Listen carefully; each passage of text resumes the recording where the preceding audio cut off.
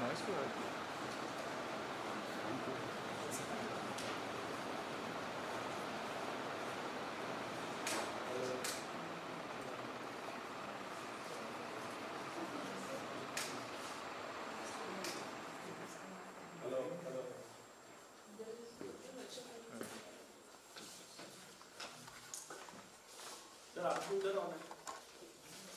हाँ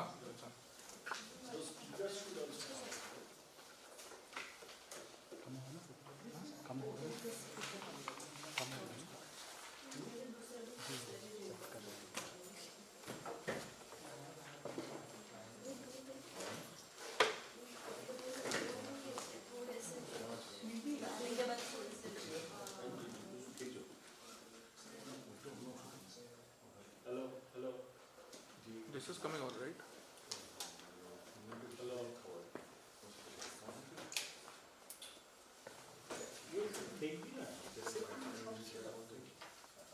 এটা আমি জানি না কি ওরা কাজ করে এই তো Hello. So what is this? This is mute. Yes, but I pressed this before.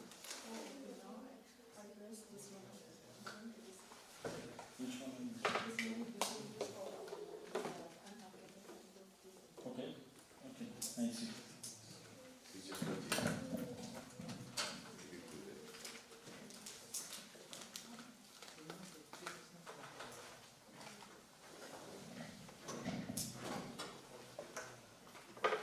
So volume should be down. Hello. Hello. Now hello. Yeah, it's audible, but volume is down.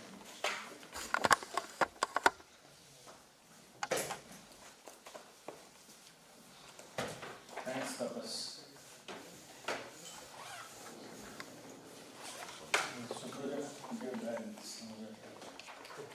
Where is Tapas?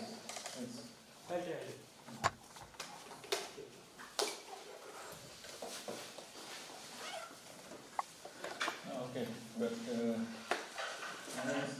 what is because today's lecture is like interview, so it's 4 proofs basically. Okay, but the first one is so it's kind of the proof is evolving. The first one is the same type of proof, but it is evolving. So you can see that how this proof becomes more and more complicated.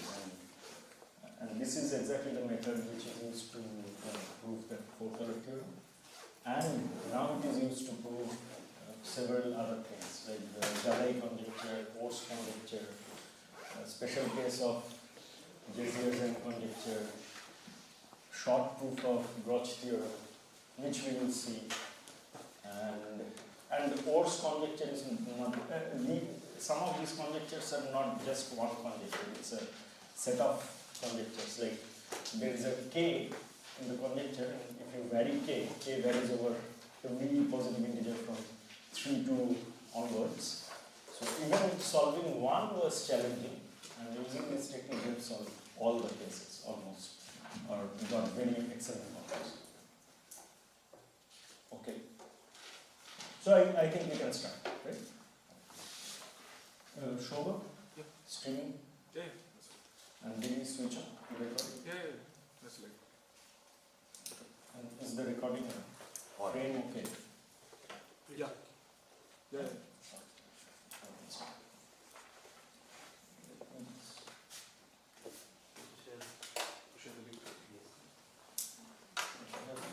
Too many notes. Anyways, for theorem, I don't think I will. No? So,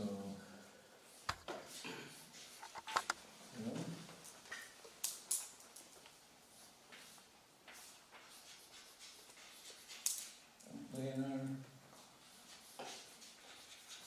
graphs are 5 color.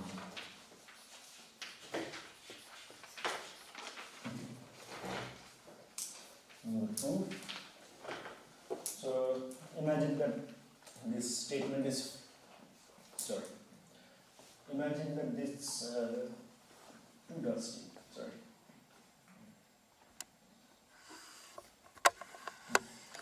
and this statement is false. So assume the contrary and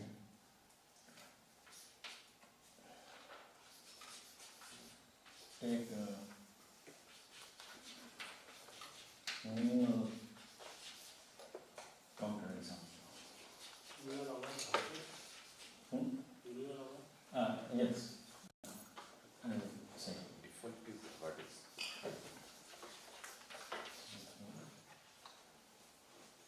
G. So minimum with respect to number of vertices. Okay. So here I will speak about a small technicality. So whenever we say minimal, we usually take number of vertices or number of edges or number of vertices plus edges. Sometimes we say subgraph inclusion, but as researchers you should know what minimality means. So when minimality means whatever you are taking this minimality over or with respect to whatever things you are considering, that has a partial order. Somewhere there is a partial order, okay? So you have to check. You can make this very, very weird or something strange, but you have to make sure whatever you are saying that gives a partial order. And then with respect to partial order, you can always take minimality. So that is important. Sometimes I have seen something extremely weird, like either it has to be a subgraph or the number of vertices which has degree more than equal to 3, that has some condition. So in those cases, what you can do, you can add many degree 2 vertices and it helps you. So you can get a graph which has more vertices than your graph, but it is smaller than your graph in that partial order. So be careful about what minimal is. Okay, what it means is minimal counterexample. So G has the minimum number of vertices, but it is also so G is a counterexample. Among all counterexamples, G has minimum number of vertices. Okay. So now what do we know? G has a vertex of degree less than equal to 5. This we have proved yesterday. Okay, because G is planar. So anyways, I will say something like, what does it mean? It means G is planar, not 5 colorable, and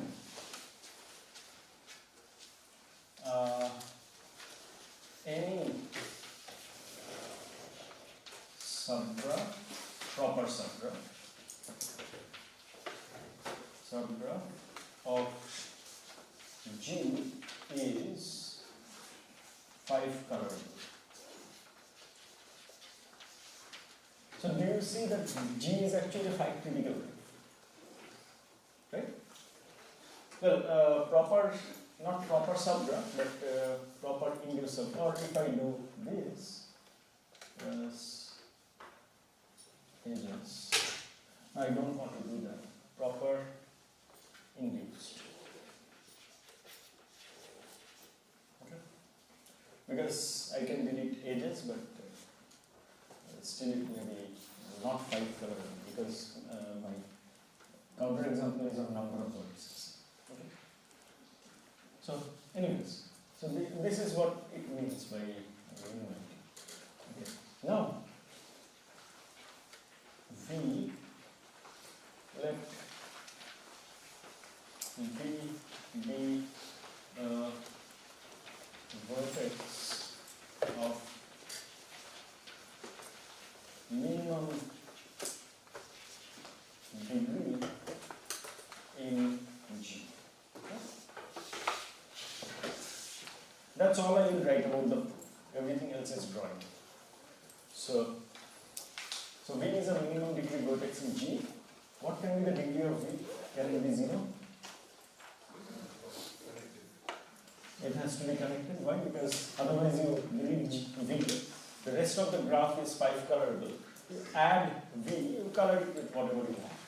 In fact, if V has degree 4, this is the rest of the G, then what you can do is you can simply delete V. You can delete V, and so what is this? This is G minus V. Okay? So just take G minus V. Because G was minimal counter example, this guy is 530. Right? And now you add V back. V has degree 4 or less, is what I'm saying. So I have used maybe 4 colors here, but the 5th color is remaining, so I can always color V. So if these are to write it technically correctly, I can write, suppose that V's neighbors are V1, V2, V3, V4. So choose, so I can write choose C of V in my color set C, or I think our definition of coloring was 1, 2, 3, 4, 5. K coloring was these integers minus C of Vi such that I equals to 1, 2, 3 and 4. Right? You can always choose them. So I know the minimum degree vertex cannot be at most 4. But I also know the minimum degree vertex should be at most 5. So there should be a vertex of degree 5 in G. So from here, what I deduced is G has degree 5 vertex. So I should not erase, right? I try to do that. Yes. Okay. So here, I think this is enough. So this is V. This has degree 5. Let's say V1, V2, V3, V4, V5. Now I will do something important, which many times we tend to skip because it has like already become a habit of assuming these things. So G is a graph. It's a planar graph. I have taken an embedding of the planar graph and I have fixed it. Now under that fixed embedding, V is in the middle. The 5 neighbors are in this way. It will be in some way. Let's say it is in this way. So in clockwise order, when you write V1, V2, V3, V4, V5 are arranged in a clockwise order around V. Okay? Now you see, there is a possibility that next is that you should definitely delete this part of the graph, and what you get is something like this.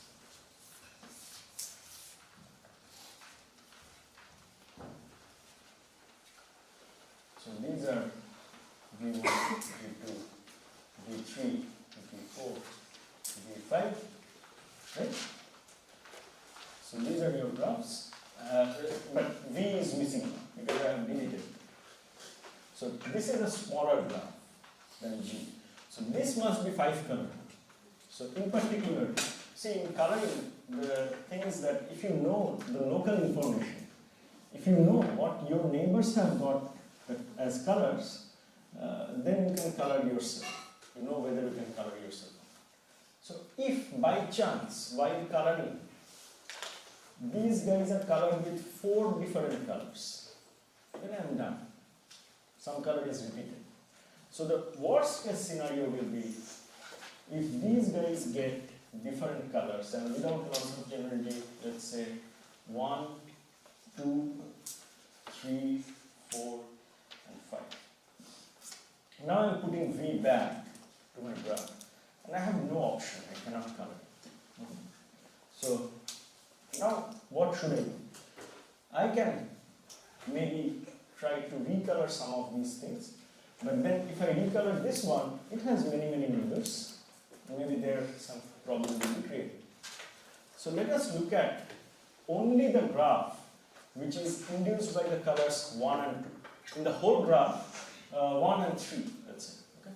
In the whole graph, there are many colors used, 5 colors used. I'm looking at, so now you have the graph, and you think there is a spotlight only on those vertices and edges. So only on those vertices which has either color 1 or 2. Other side, I don't care. And edges in between. Okay? So of course, you look at, so this is your G, but you are looking at only those vertices which have color 1 or 3. So maybe only some things like this. Maybe also like this. Okay. So it will be a bipartite graph, first of all, and it will be like this: 1, 3, 1, 3, 1, 3, 1. Okay. I want to extend it a little bit.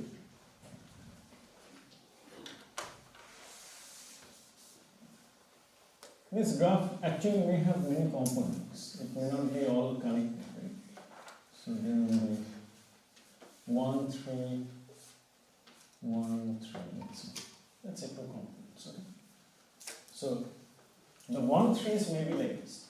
And the vertices that I have not drawn, they are exactly the vertices which have got 2, 4, or 5. These as colors. So if I interchange these 1 and 3s, okay?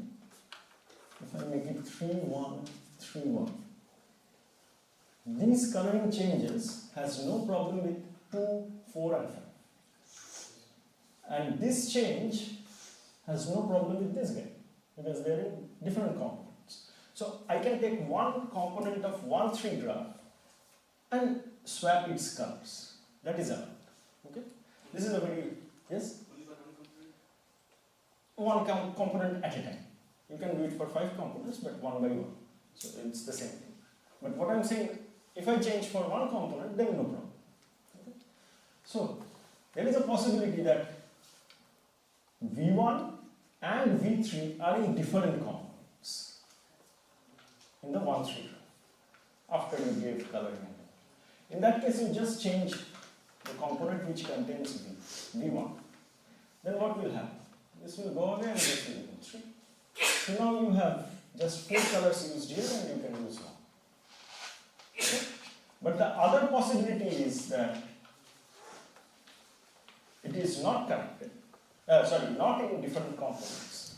So that means it is connected, right? So what is the definition of connectivity in graph? When do we say U and V are connected? There exists a path. So let's draw a path. So let's say there is a path. Okay?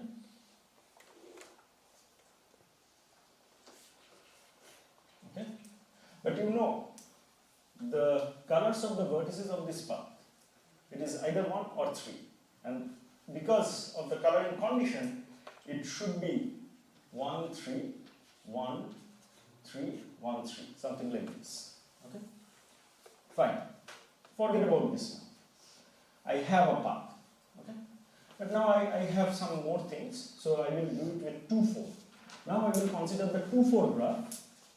If they are in different component, I will change one component and I'll be done exactly like before. Otherwise, they have a path. So let's draw that path. So otherwise, these guys have a path. So 2, 4, 2, 4, 2, 4. Right?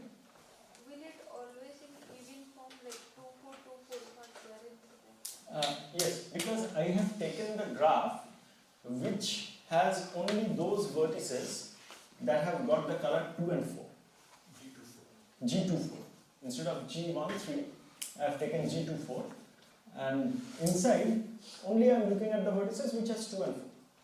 So if V2 and V4 are in different components in that graph, then V2's component I will swap the colors. V4's component I will not swap the colors. Still it is a good color. But now I will have 4, 4. So I can color this guy with it. If not, if they are not in different components, that means there is a path inside the 2, 4 graph. And that path will have colors 2, 4, 2, 4, because you cannot have 2, 2. It should alternate, right? Okay. But now there is a problem, because you see, if I do this, I have taken an embedding. So there is a crossing now. But well, they can cross if 2 of the vertices are the same. But if they are the same vertex, so let's create such a situation. So let's say these are actually the same vertices.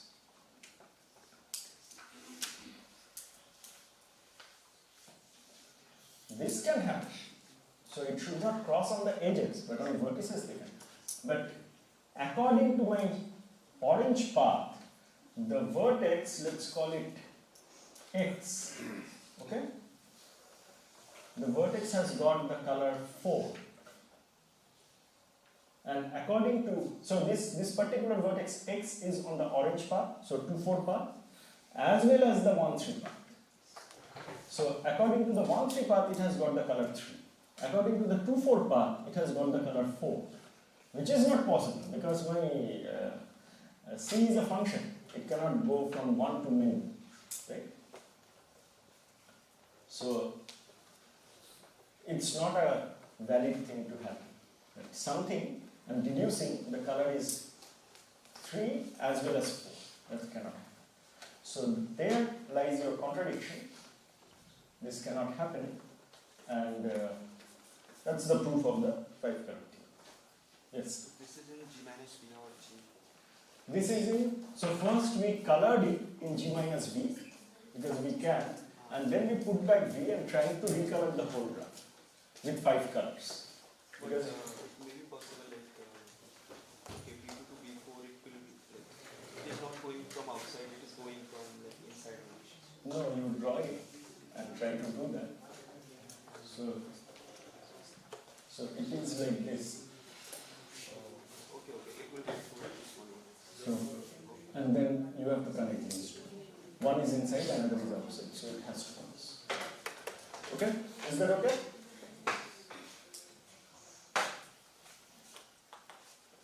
Fine for everyone? Yes? So I will erase and we'll go to the next one. Zin, you want to take pictures? I have taken.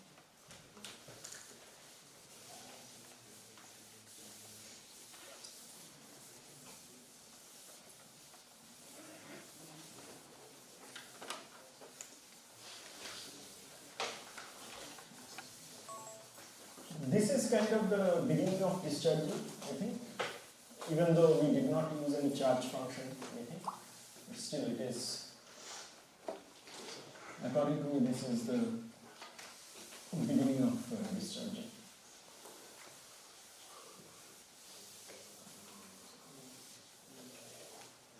Okay.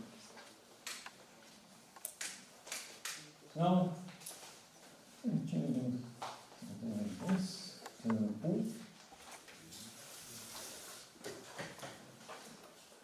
So this one the 2 and the second one. Second one says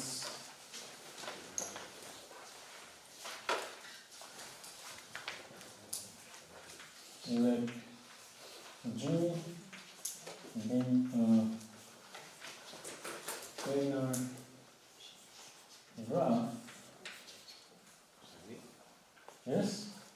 One question is how the minimal counter example was in your proof in the previous proof. When you build at V, Yes. the degree, minimum degree vertex, the rest of the graph is 5 color.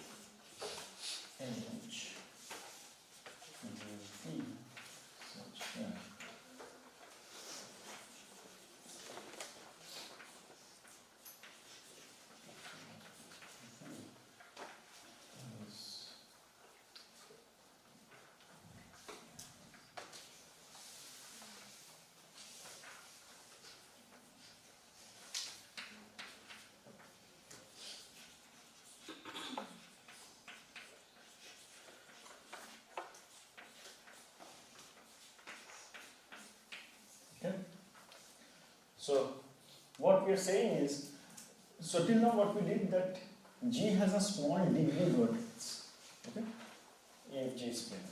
But we are going one step ahead. We are trying to say G has one edge whose degree together, so the sum of the degrees of those two vertices, they are small. So I am saying that not only it has a small vertex, but it has an accumulation of two vertices which has small degree. Right? And those things may be very important to know the structure of the planar terms. Okay, so how do you prove? So what is my first line?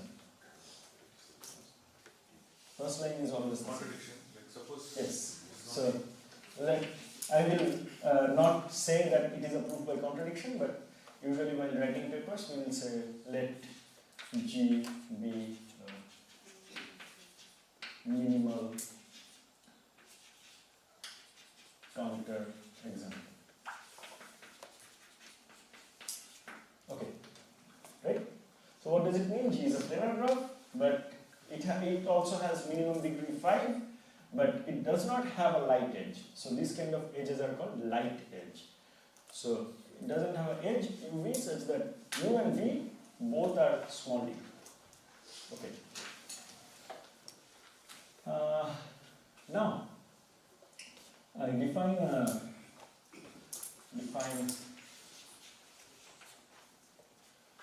a charge function CHX equals to, let's see which one I'm using. I think I'm using the vertex one, so dv minus this, and all these are simple graphs, by the way. You can do things with non-simple graphs, but so I will do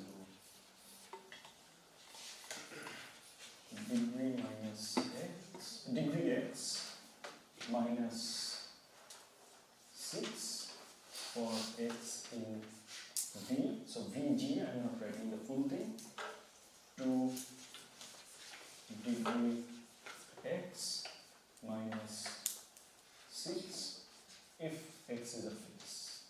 Okay? This has no reason right now. This is kind of the things we do, and I will explain like how you can start doing this. But right now this has no other meaning. A degree of face is the number of edges around it. Length of the face, it's the same. For uniformity we write it. So What is F? F is face. So okay, I was keeping it, but no.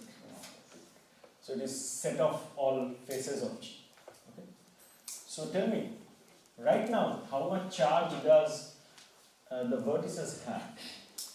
So I don't have vertex of degree less than equal to 4. So the first one is degree 5. How much charge does it have? Minus 1. How much charge do degree 6 vertex have? 0. 7, 8, they are positive. How much charge does the faces have? The smallest is a triangle. Triangle has 0. 4 face, more, positive. Okay? So only this degree 5, this is poor. So the way I will think about it is that it helps me think like this. There are many ways to think. In fact, you can take the other way around. The function may be other way around. Most of the things are negative and some things are positive. So in this setup, degree 5 vertices are the poor guys. And I somehow need to make them rich. And why do I need to do that? Because of this. So let's say summation charge x, and x varies over vertices of G, union faces of G. Okay? I'm taking this. Okay? So what will it be? It will be summation degree of x when x is inside vertex of G, right? And then I have minus summation just 6, and this also varies over x is in Vg. Then I have plus summation degree of x, where x varies in f of g. Okay? And then I have another minus, which is just like this. So I will say summation 6 and x, but x varies over faces of g. Yes, yes, 2 times. Okay? So now, We need to write a length of Yeah, that's yes, so I'm saying, okay, so I'm saying length of face equals to degree of face. I'm defining it. Okay, so now let's do this calculation. Yes? Face, yes.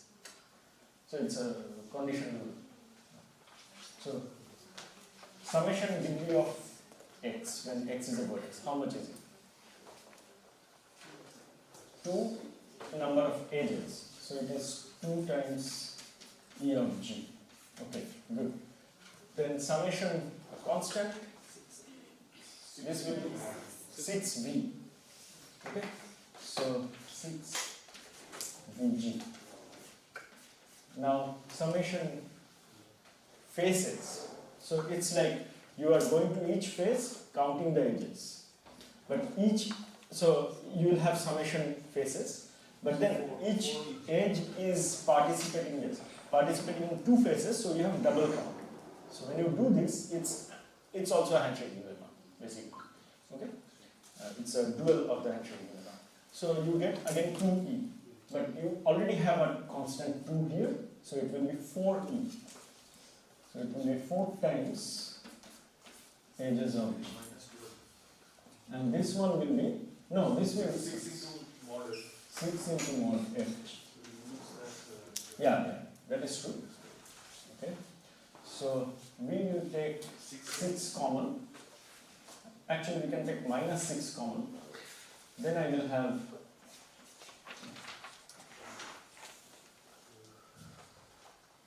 Vg minus Eg plus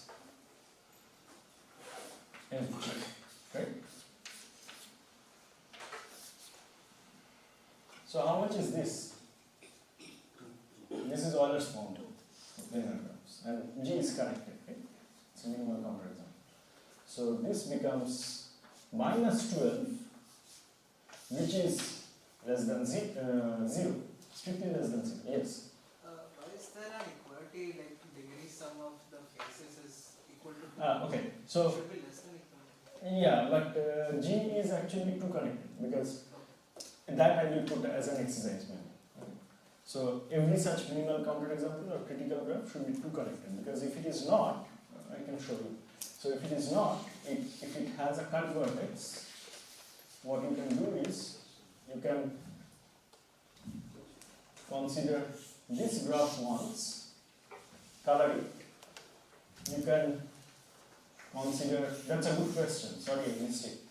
So you color the red graph once, you color the orange graph once, whatever this color is, maybe from the left side it is 1, maybe from the right side it is 1, but then you permute the name of the colors and make both of them one, join it. That will be a coloring of the whole graph, so it will no longer be a counterexample. So minimal counterexamples cannot be disconnected or have a cut vertex, so they must be 2 connected. Once you have 2 connectedness, that equality holds. Okay? Now, You understand this one? so what I'm saying, the minimal counterexample must be 2 connected. Okay? So this I will come back to later. Okay? Maybe intuitively. What would happen there? What if quantify? So there may be some long edge kind of a thing which is not participating on, if there is a cut edge, for example, it will participate only in one phase. So there will be inequality instead of equality. But Now what I know is the whole thing is actually negative. So you can imagine there are many degree 5 vertices. Otherwise, how the whole thing became negative? If there were no degree 5 vertices, then it will never be negative. Right? So somehow, if I now this is the process. This is very important. Yes. So this is a minimal counter example for not having the else like this, right? Not for the current. Yes. For the So like. how is this counter example? No. For current? No. This one? No. This is for the light edge. You're right. So,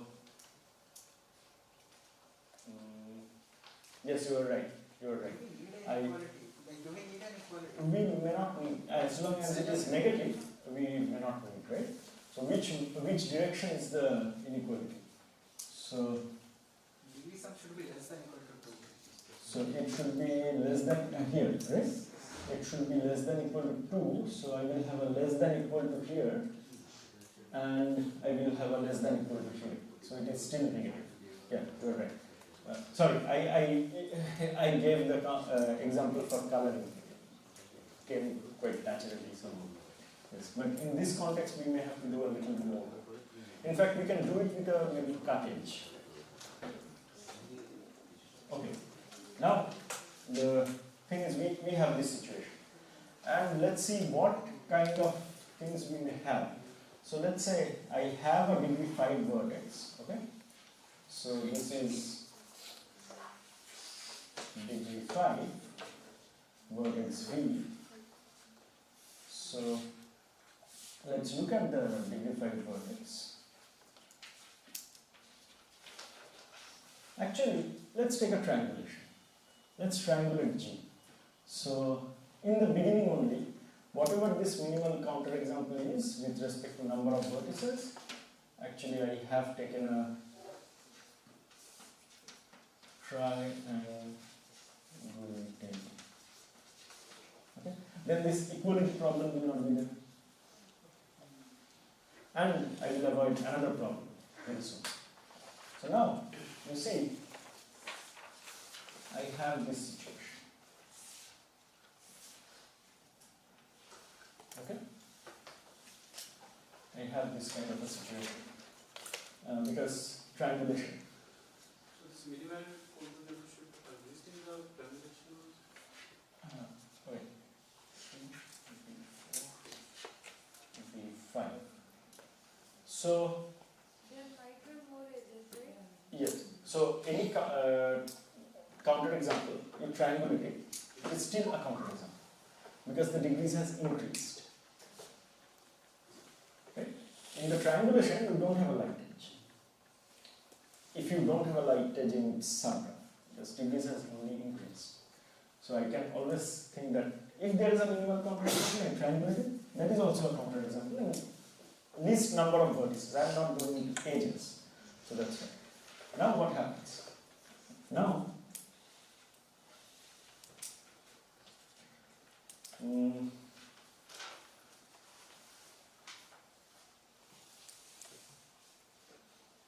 actually, if I have degree 5 somewhere, I want to draw two pictures. Degree 5, what will be the degree of? So let's say this is U and this is V. What can you tell about the degree of V? It is at least 7, right? So degree is greater than equal to 7. Okay. Yes? Now actually here I don't feel degree.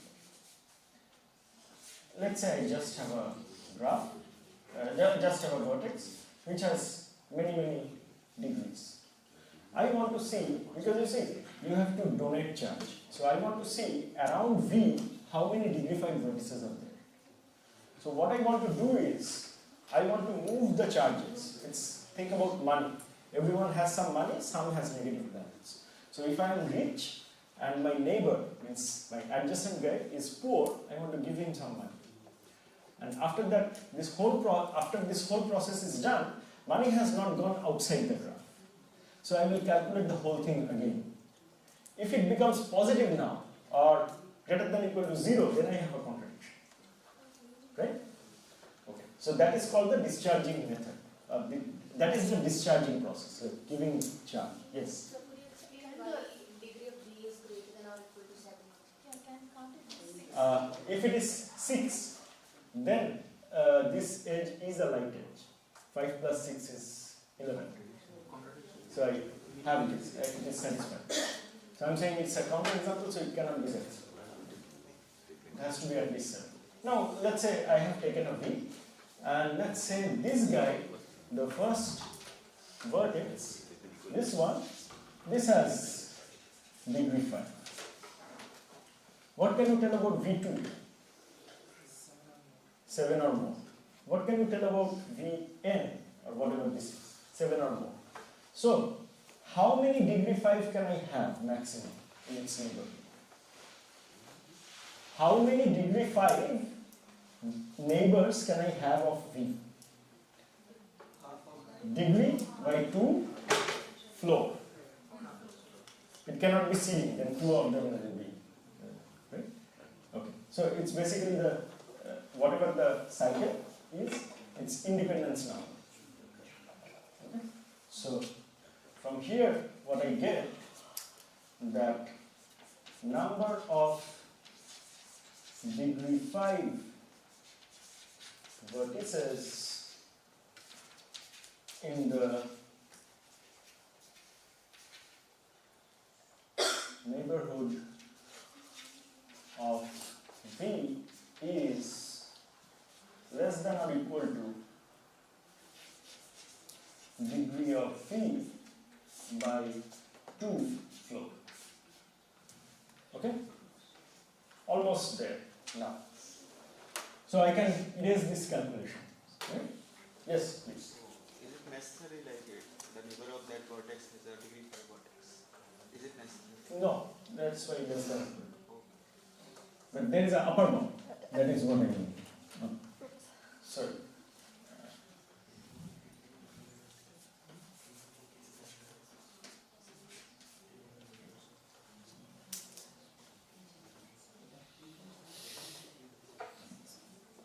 Yes. Okay? Fine.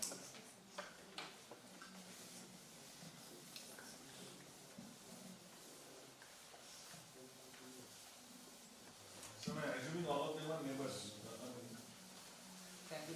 Triangulation. I'm assuming triangulation. That's why neighbors will form a cycle. So what I have here is important information is x in V union F, charge of x is negative. This is my important information here. I will keep it. Okay. Now I will do something. I'll put a rule. Rule 1. So usually we write just R1. Okay? R1. So any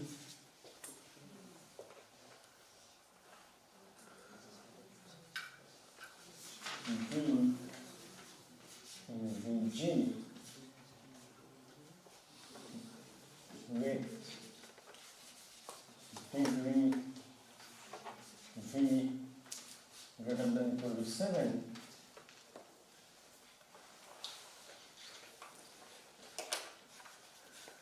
donates.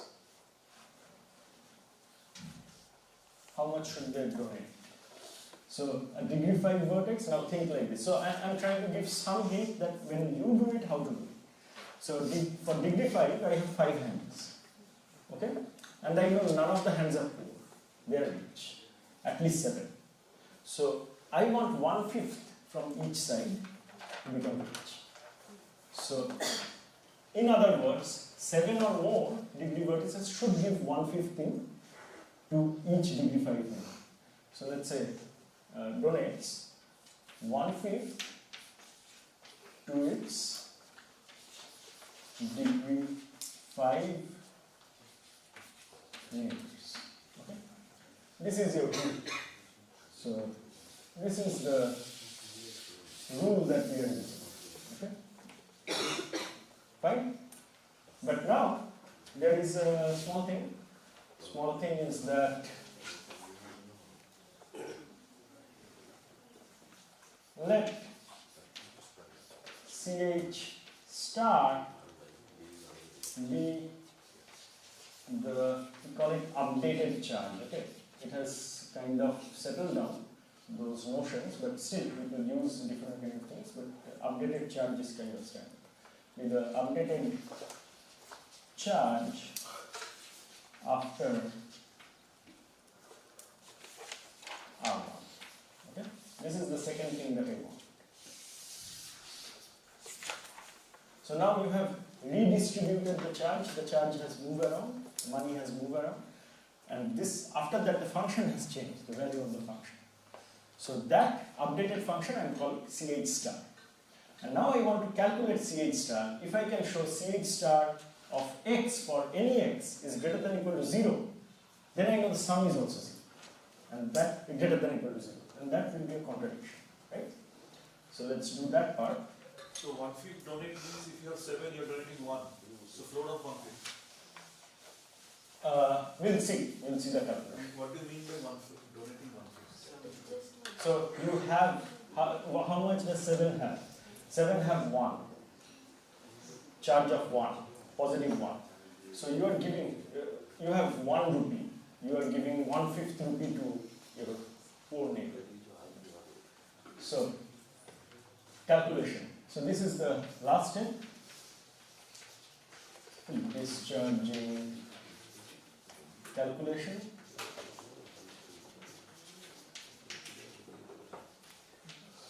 Okay. Discharging calculations. This is what? This is saying that first you calculate x faces.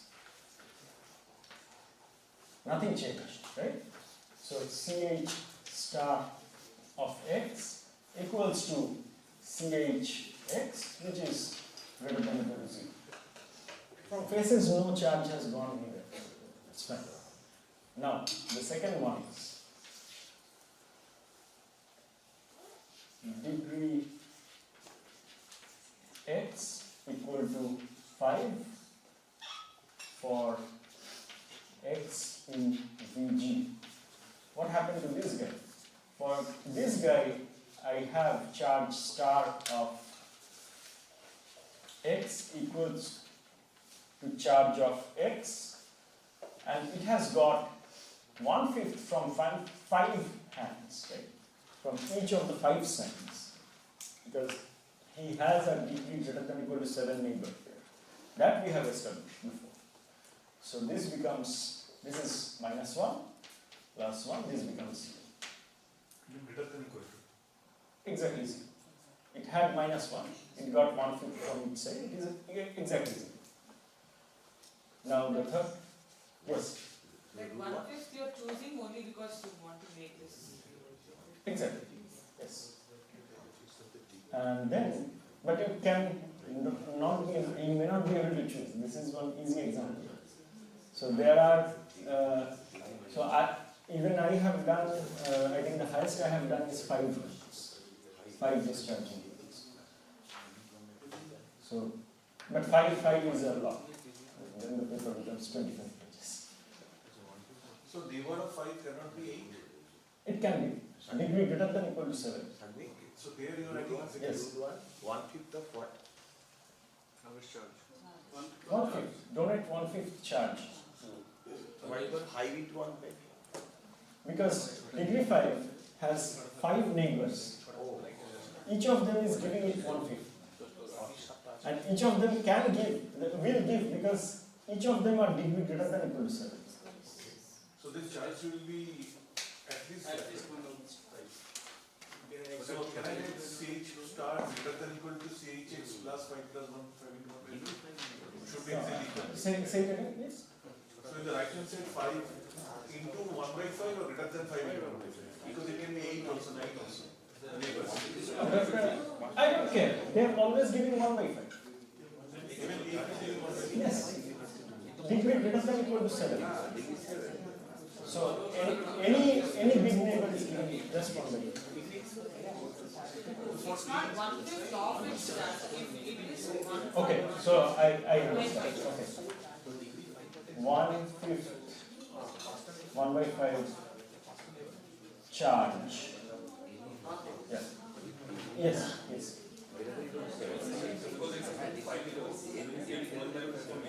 Yes. No, I think they thought that 1/5 of the charge they have. So just it's the absolute value 1/5. So it is giving points, point. Okay. That's it. Okay. So I can draw it. So degree greater than or equal to 7.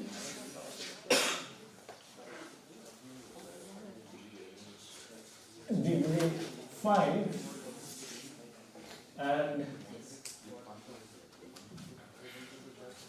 it is giving 1/5. Okay. And now the last calculation. Degree, of course, degree, no, last two calculations. Degree 6 was 0, it remains 0. Okay. So for 7, for x in Vg, okay, charge star of x equals to charge of x minus, because it is giving, how much is it giving? Yeah, okay. Charge star is greater than or equal to, how much, worst case scenario, how much can it go? Degree by 2, 5, right? So into 1 by 5. So it is degree by 2 into 1/5. Okay? I will do the calculation here and there I will just write greater than or equal to 0. So the calculation can be, what is the calculation? Charge is degree x minus 6. Then I have a minus degree x over 10. You remember there was a C, actually there is a floor, but I have ignored the floor. So I am actually counting more, that I am giving more, right? So that is okay. If that works out, it should be okay. So this is 10 and 9 times degree x minus 60. But degree is greater than or equal to 7, so it is 63. So it is indeed greater than or equal to 0. Okay. It's strictly greater, but I don't need in this case. So it is greater than or equal to 0. Okay? Yes? So the neighbor of that V Yes. is a 5 degree. The degree of the neighbors can be different. Charge is We don't mind as long as it has degree greater than or equal to 7. so like suppose the charge is T. So Yes. or other has a charge T1. We don't care. So the rule is that if degree greater than or equal to 7 has a degree 5 neighbor, degree greater than or equal to 7 gives 1/5, exactly, 1/5 charge to degree. So it will not affect like the degree by Sorry? So it can equally distribute. I don't want. I want what works. This works for me, so I can do this. If something else works, it's fine, but I don't need it. Okay? So, in this proof, we are just saying it gives 1. Okay, so now what we got is all faces, all vertices, after this discharging happened, redistribution happened, they have greater than or equal to 0 charge. So tell me, what is star x? Yes, in a moment. V in F. This is greater than or equal to 0. Okay? But summation charge star and summation charge, they should be the exact same thing, because never any charge has gone out of the graph or come from outside. Whatever distribution happened is internal, so they should be preserved. Okay? So that's the contradiction. What we have have written here on the right side, what is it? Degree of x minus. So this calculation I have done there. So it is like charge star of x is equal to charge of x, actually greater than or equal to minus degree x by 2e. Yes, now the question. Yes? What is the meaning of giving charge? So you have money, 100 rupees, you are giving 20 rupees to dignify. But That's here, what is happening in the graphical diagram, reality changes. So you are redefining a function, and this is C star, that you are deducting 1 by 5 from your degree greater than or equal to 7 vertex, and you are adding 1 by 5 to your degree 5. So that is something like changing ages, right? That's how we can. No. Just the charges. Graph is the same, only the charges are different. You can imagine that they are just you have. So that's why I said think about money. It's easier to think that way. You have 2 rupees, you are giving 150 rupees to 20 paisa to 150. Yes.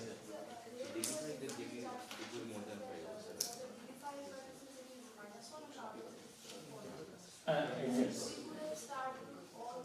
No, but you need to calculate this. So your charge function cannot be whatever you want. It has to, you have to add. So you need Euler's formula to add. So there are in fact 3 types of charge function that you can define on planar graphs. For average degree there is different. I will show 2 examples I guess. So I will write the charge functions here that you can use. Why it is 1 by 5? Because you need to make degree 5 has to become 0. Right? That's the only poor guy. So the discharging rules are decided by how you can make all the poor guys not poor.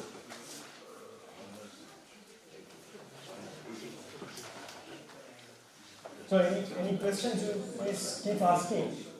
Oh, I need a board pen. What if I have more I need a board pen. degree 5 Sorry? there is you said the degree is greater or equal to 7. Just a second, I cannot hear that. The degree of that vertex, the donor Yes. vertex is greater or equal to 7. What if all of them are having No, I showed that all of them cannot. Okay.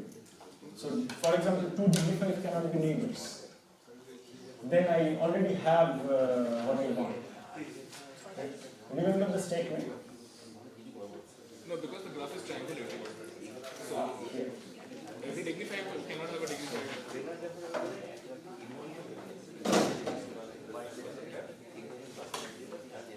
Charge of x equals to integral x minus 6 for x in D to degree x minus 6 for x in F. So this is the second one is the exact opposite.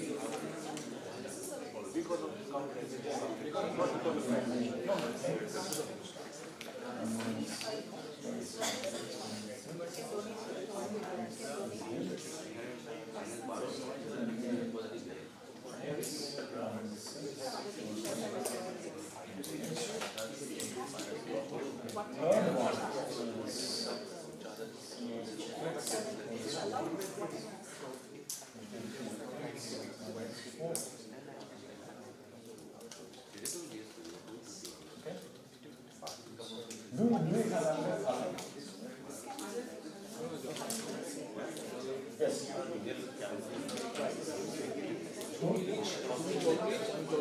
So, suppose this was 5.5. Okay? So, floor is 5. So I was doing something minus 5, now I am doing something minus 5.5. So I am deducting more. Still it is better than equal to 0. So you see, these are the 3 kinds of functions you have. Mostly these are used. And the first one is called vertex centric, which I used. So faces did not have too much contribution. Second one is exact opposite. For vertex you have twice degree. So degree 3 vertices will be 0 charge. And faces will have a lot of charge. This is face centric. So I will write vertex centric. This is face centric. And the last one is called balanced. Okay. So what will happen if you add it up? You will get a, because of this minus 4, you will get a minus 4v and a minus 4f. And for this one, because it splits summation degree over v and summation degree over f, it will get again a 4e. And then when you do it, it will be minus 8. Okay? But still it is negative. So the first two will be minus 12, the second two, the last one will be minus 8 if you add them up. So this poor, rich, all these things will be there. Okay? So any questions about this, or I will go to the next example. So that minimum degree 5 should be there in the statement, or that is tutorial. So minimum degree 4, but it becomes more complicated. Yes. What if we take 1 by 4, like it donates 1 by 4 charge instead of 1 by Okay, so if it donates 1 by 4, of course, degree 5 is happy. But what happens to degree 7? So degree 7 will give 3 by 4. That is also okay. Yes. Degree 7 gives 1 by 4. Yes. So how many? To maximum 3. Okay? Maximum, yes, because we told that a big degree vertex can have maximum degree by 2 floor many dignified layers. That is one key point. If it had to give in 7 directions, then it already will be 7 by 5 and it will become poor because it has only one charge. It will be minus 2 by 5. So that's not good. That's why we have that small lemma exercise that maximum degree 5 neighbors can be floor of this thing. Okay? So 1 by 4 also works. 1 by 3 also works. 1 by 3, 8 for 8 yes. 1 by 3 will go. For 8 we have 1 by 4 now. That's why. Oh, okay. That's why that No, but 8 has 2 charge.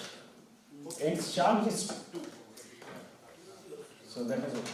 So many things will work. It has flexibility. So this kind of a result is actually true when degree is greater than 23. Or maybe in general. I am not sure about it, but degree greater than 23 is. And degree greater than equal to 4 is definitely correct. I gave it as an exam question also. So some did it. Who started the disturbing? I think that Hewitt-Kempes things evolved. The 5-color theorem proof, it evolved. That is actually discharges.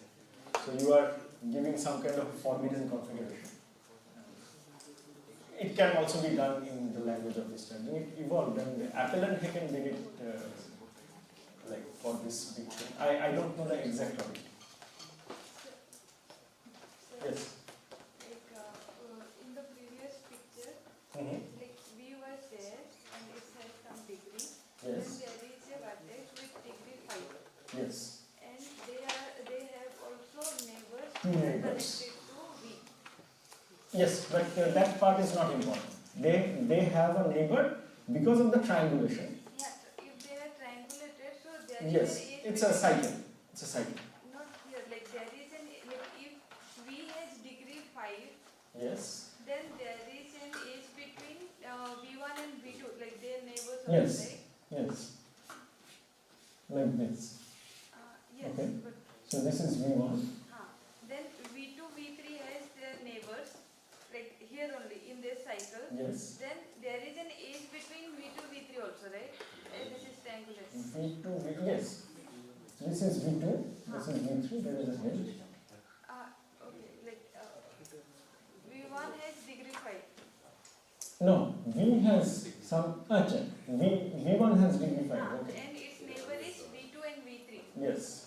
Then there is an edge between No, not V2 and V3. V2 and, so V2 and Vn. This one. Okay. This one and this one. Yes, so there is an edge between them also, right? No. Triangulated way? No, but it can have something like this. Something like this. Outside. So that is not the whole graph, right? The whole graph is bigger. So it can have connection with the other vertices, which I did not draw. Okay. So, yes. So I think for like arbitrary alpha, 1 by alpha, I think we can calculate the alpha. For which What is alpha? Like alpha, any value I am saying, for which 1 by alpha the charge of the X will become a positive. No, but what is alpha? I didn't know. Alpha is a number that we have to find for which alpha this charge will become positive. I think we can But we can you can do that, but it's just for this problem. There are like thousands, literally, like thousands of problems which are solved using this method, and they are much more complicated. Usually, this is one of the simplest examples. So you have to back calculate at some point of time, but you have to do something that it wants. So a lot of to and fro comes into picture. Okay? So the next one, what I will try to do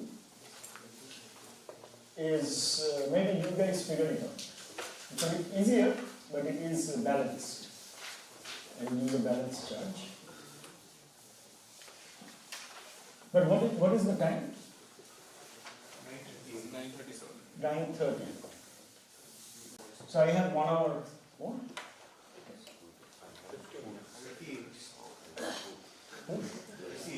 9:38. So I less than 1 hour. So I will not do the next example. It will be in the tutorial, and maybe there I can. Okay? Because I want to. So this is discharging method. The next plan was to do one example for balance. I will not do that. Rather, I will go to the next level. So the first level was Heywood's proof of the 5-color theorem. Second level is discharging. Now we have a third level from 2016 or something like that, which is potential method. So it is an enhancement of discharging method. So now there are two functions. One is this charge function that you are familiar with, and another is a potential function. But it is usually, I have not seen any example on planar graphs to be specific, but you can imply things for planar graphs. But it is usually with edge density. So let G be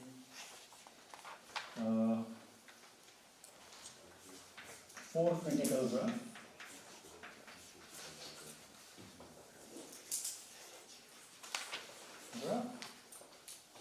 Then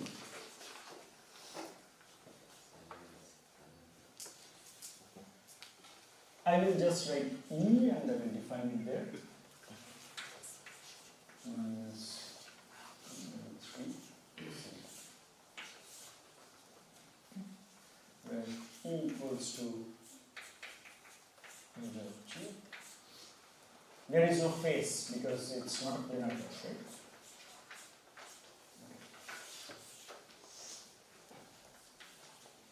So what I am saying is,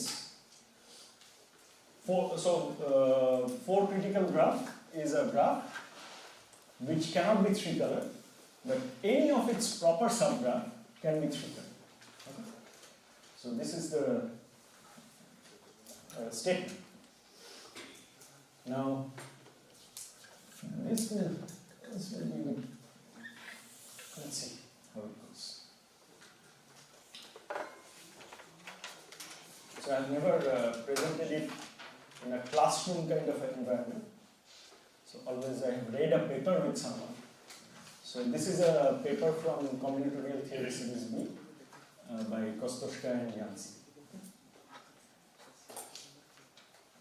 And the thing is, if you read the paper now and the way I will prove, it's very different, the writing wise. I have tried to simplify it a lot, and also what I have tried is, I have tried to write it in a language, so the potential method is used many times now. So I have tried to use the language in which now it is written. So I have translated it in the usual language that people use now. Okay?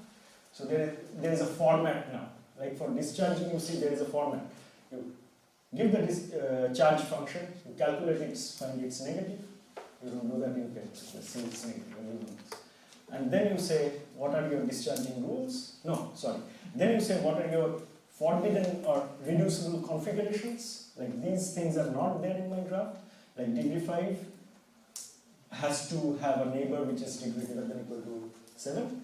And then around one vertex there can be maximum these many. So these kind of supporting structural information you give for your counter example. Then you use that to calculate, you define your discharging rule, and then you calculate the updated charge and get a configuration. This is the format, right? 4 or 5 steps. So here also there are things like that, but it's not so standardized yet. I will send it. I'll send it. So actually what I will prove is this. But that is enough because E is an integer. So even if it is a fraction, it is okay. Right? It will be greater than equal to C over time. Yes, so what I am saying, if E is greater than equal to 5.5, then it is greater than equal to 6 also, because E is an integer. So I will drop that. So I will prove this and then conclude that with a C. Okay. So from here, let's do some calculation. E greater than equal to 5V. So I am doing the way you will also, if you want to do research, you will do it. So you want to prove this, let's say, first find your statement. Then, from here, you recalculate. 3E greater than equal to 5, so this is if and only. 5V minus 2. Okay, this is if and only if. Isolate 5V, all these things, isolate these things. So it will be 5V minus 3E is less than equal to 2. Okay? So it's basically the same thing I'm writing in this. Your first goal is to write things like this. Something times V minus E less than equal to something. Okay? To prove E greater than equal to some function of linear function. That's it. I don't know for non-linear what. So now you take that 5V minus 3E and define potential of your graph, and not only one graph, any graph. So I will give a generic name. So let's say Z equals to 5 times number of vertices in Z minus 3 times number of edges in Z. Okay? The rho of Z is a potential function, and the potential function is defined on graphs. Clear? Okay. Now, next is, I will restate theorem 3. Restate. So, G is for critical implies, actually here is G, potential of G is less than equal to. You agree? Yes? So I just took this, imitated and gave a definition. Potential, it's called potential. So potential function is not a fixed function for everything. It depends on the problem you are doing. So if you want to prove this kind of an edge density, convert it into a potential function. So the reason why it is done this way, you see there is no factor, right? The factor is in the right side. Because I want this to be, potential to be an integer. So potential of a graph is an integer. I will use the property of integers that if potential of G is strictly greater than 2, then it is actually greater than or equal to 3. And I think that's why it is used. Okay? So that is The potential of the graph, I mean, it will depend on the minimum over all the. no, that's like that in the paper. Now we are simplifying things, so I hope it will work. Okay? Let's see. If it doesn't, then I have to say something in black box. Let's see. So this is the first step. Okay. Just restate the theorem. The second step will be to observe things like how it works on small graphs. Let's do some calculation. What is the potential of K1, for example? Can you tell me? You guys tell me. What is the potential for K1? 5. So potential, this I will write small. 5. Then potential of K2. 7. Potential of K3. 6. One more. Potential of K4. 2. Okay, fine. So this is for critical, right? But it follows this. Just to observe that. Okay. The next step comes. I will still write here, but this is one very important step.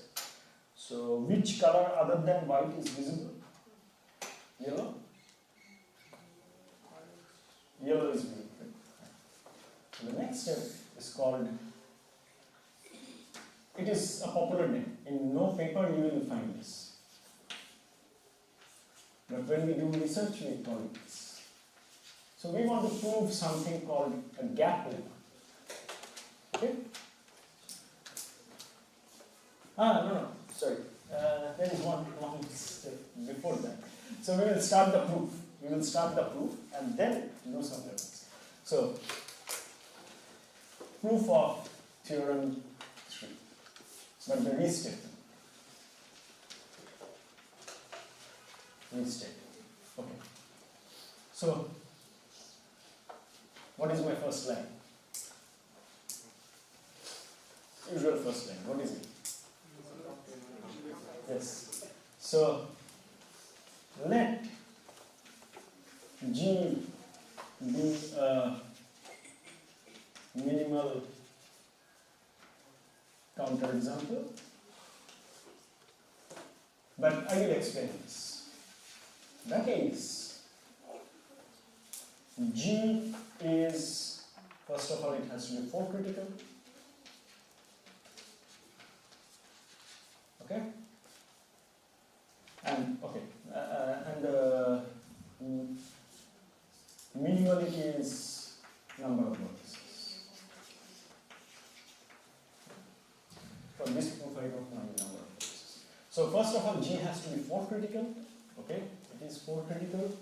Second of all, it has to have potential of G is strictly greater than 2, right? But if it is strictly greater than 2, potential is an integer, so I can actually write it is greater than or equal to 3. So I write like that. Okay. This gap of one number is very important. And then I will say, among all such examples, G has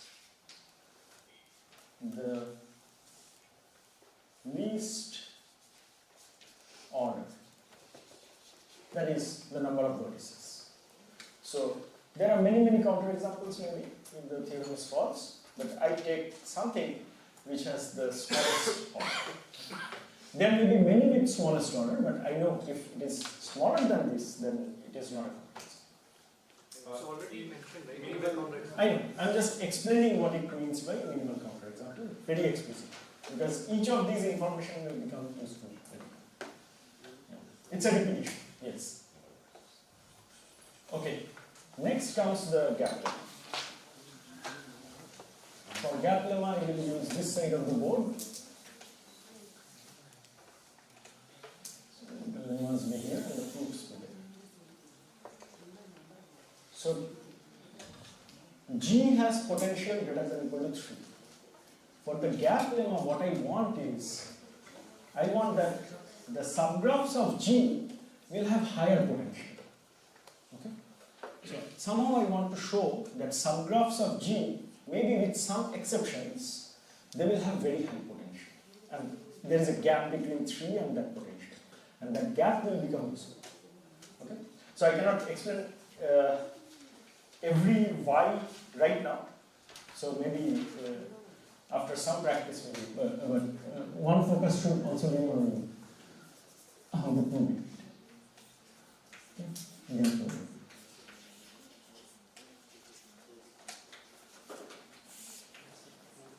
Gap lemma always starts like this.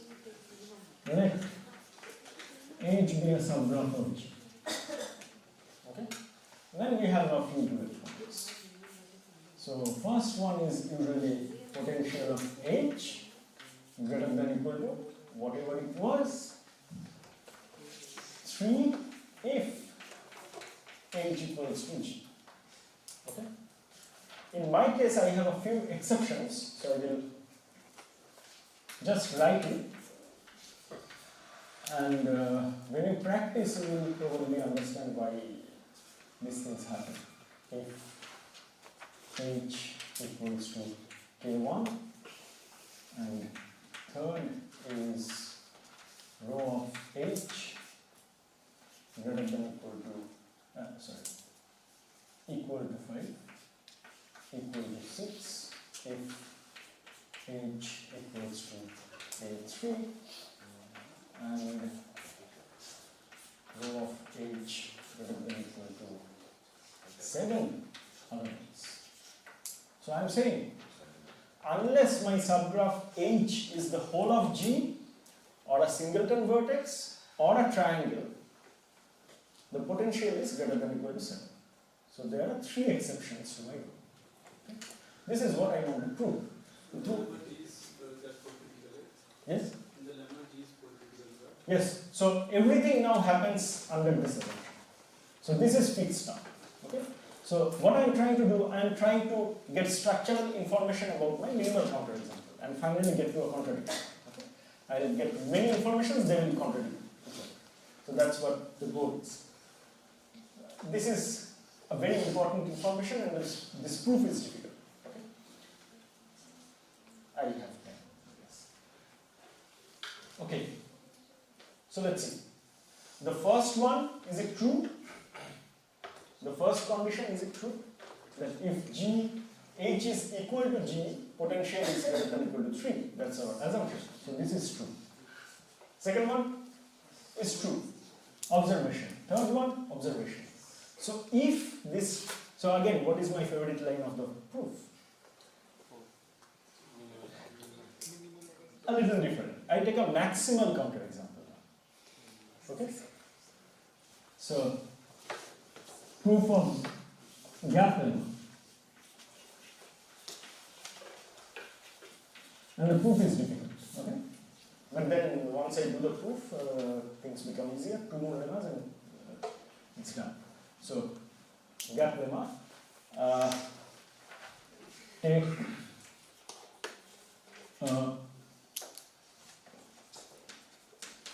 maximal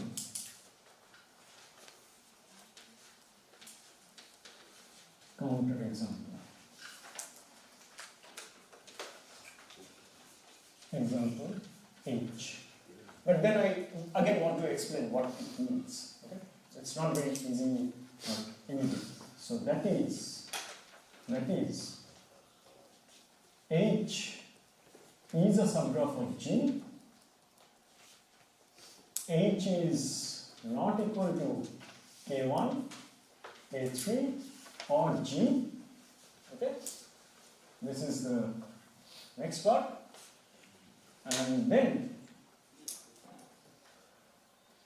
potential of H is less than equal to 6 because it's strictly less than 7, so that means it is less than equal to 6. Its potential is integer, remember?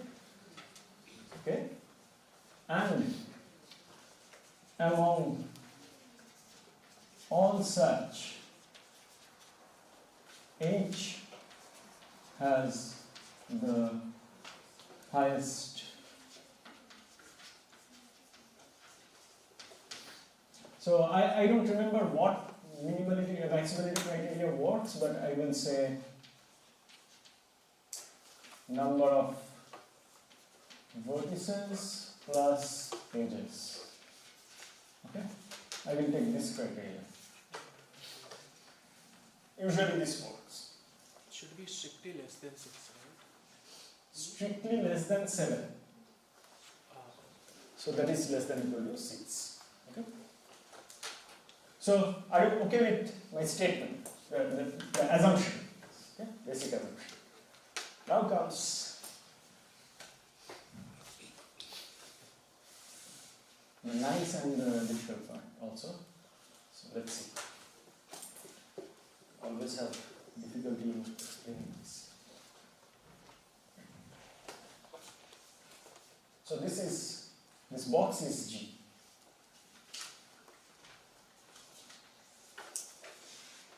This small box is H. And you know that H is a proper subgraph of G. So then it must be 3 colored. Right? So that 3 coloring, I will denote something like this. 1, 2, 3. Okay? There will be some more drawing which I will draw in the middles. Let me draw one more picture.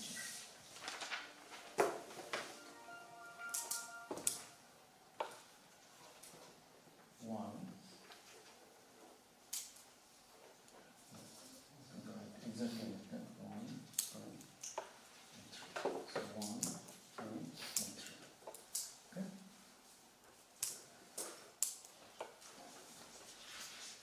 Okay, now small things. If H has only one vertex, then I have already taken care of at 2. If it has 2 vertices, then it is K2 or something with less edge. But less edge means potential is more, because you see in the potential function, it is minus edges. So if you do less edge, it will be plus that value. Right? What? What happened? No. Okay. So, for example, K2 with just 2 vertices, independent vertices, it's 10. Because you have deleted one edge.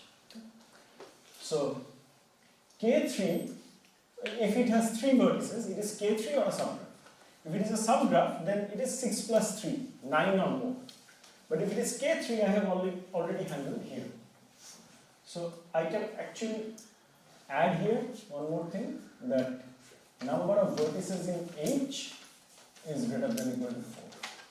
This is deduced from our assumption. Okay? Now what I am doing is, I am creating a new graph.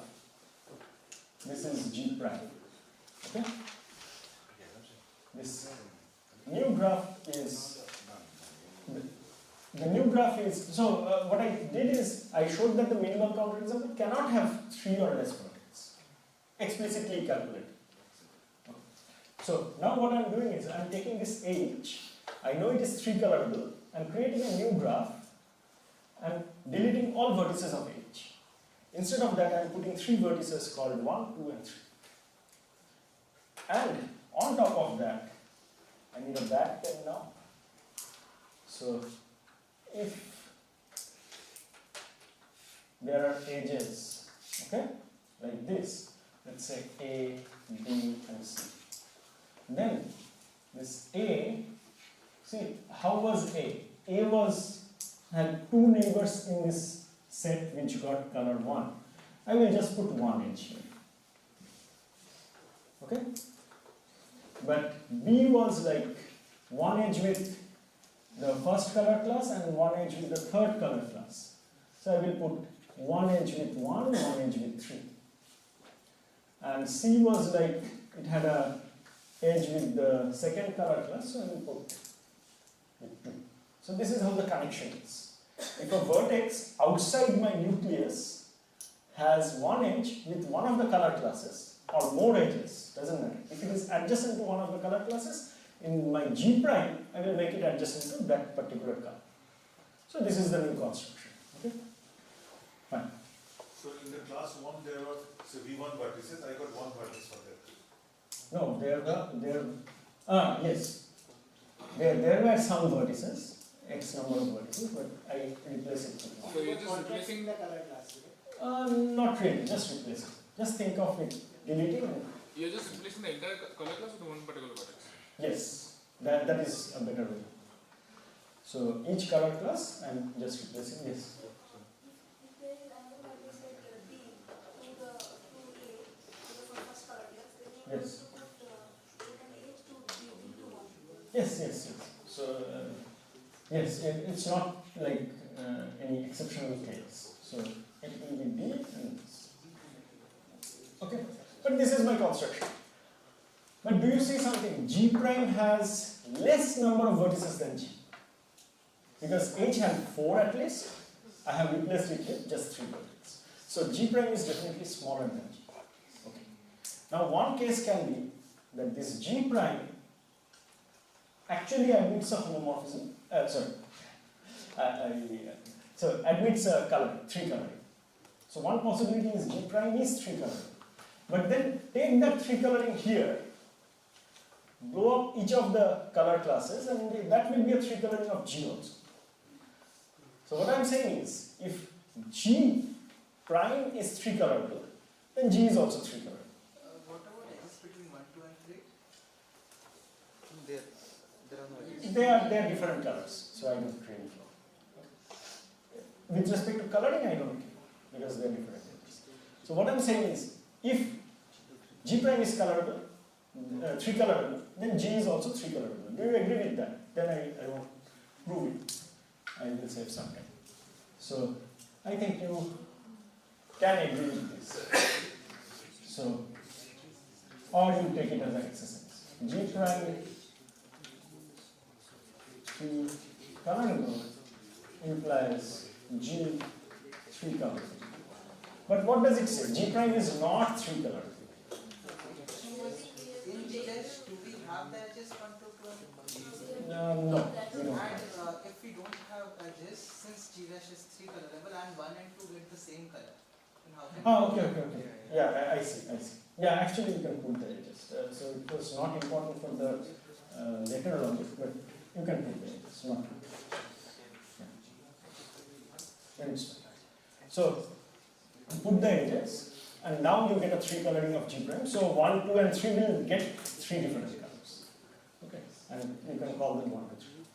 So is that okay? It increases the potential of H.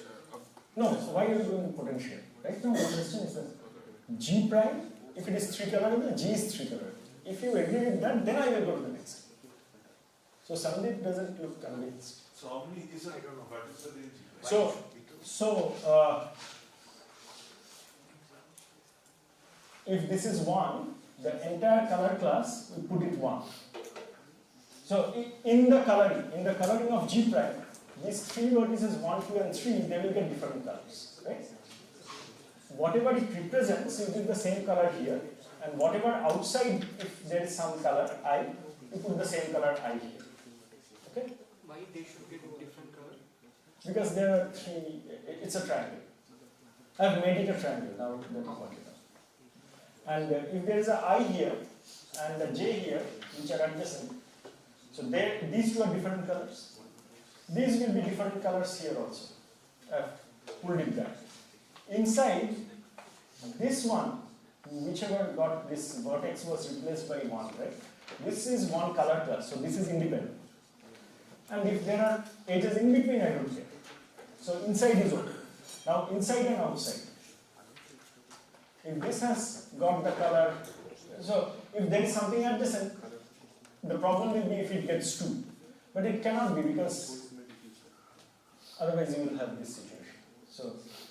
So we actually proved this. So you will, the this color, same color, all of same color, you want to represent as a one vertex. One vertex. I'm replacing it with one vertex. Actually- And then making it a complete. Actually, there exists a vertex in the color class 1, and also there exists a vertex in color class 2. There must be an edge. No. Doesn't matter. I don't care about it. This may be an independent. That's why there are 1, 2 edges there. No, I am picking this. That's it. It's my choice. I don't care if originally there was any edge between them. Actually, what I am saying is, if there is no edges, then it will be a same color. Yeah, otherwise that would. No, but why are you thinking about that? Okay, no problem. It's So, not gated actually. it's not coming in the way of the proof, right? You can do whatever you want, but now I am doing this. Am I doing right or not? Just concentrate on that. If I am doing it correctly or not. There may be thousands ways to do things, but this way is correct. So G is 3 colorable implies G dash is 3 colorable. G is never 3 colorable. G is a 4 critical. So G is 4 critical. But now, here I get a contradiction that because G is not 3 colorable, G cannot be 3 colorable. Right? So that means that G dash is not 3 colorable. Okay? If G dash is 3 colorable, then G is 3 colorable, which is not true, so G dash is not 3 colorable. Can you just repeat the argument for G dash is 3 colorable? Can you please take it as it is, because I will not have time, we will do it in the tutorial. Okay? So try to prove it by yourself. It's actually easy, quite easy. So your question is this one, right? Yeah, that you try it. And then G prime is not 3 colorable means G prime has a 4 critical subgroup, right? So this means G prime contains 4 critical subgroup. It itself may be 4 critical also, but it contains a 4 critical subgroup. So it is like the, okay, now, let's see. Now what if this 4, so here there is a 4 critical subgraph sitting inside G prime. So if the subgraph is it visible, the color? Okay. If the subgraph is entirely outside the nucleus, then the subgraph is entirely outside the nucleus here also. It is basically a subgraph of G and proper subgraph because I have missed the nucleus. That cannot happen. So, because G is itself 4 critical, it cannot contain a proper 4 critical subgraph. Okay. So this doesn't happen.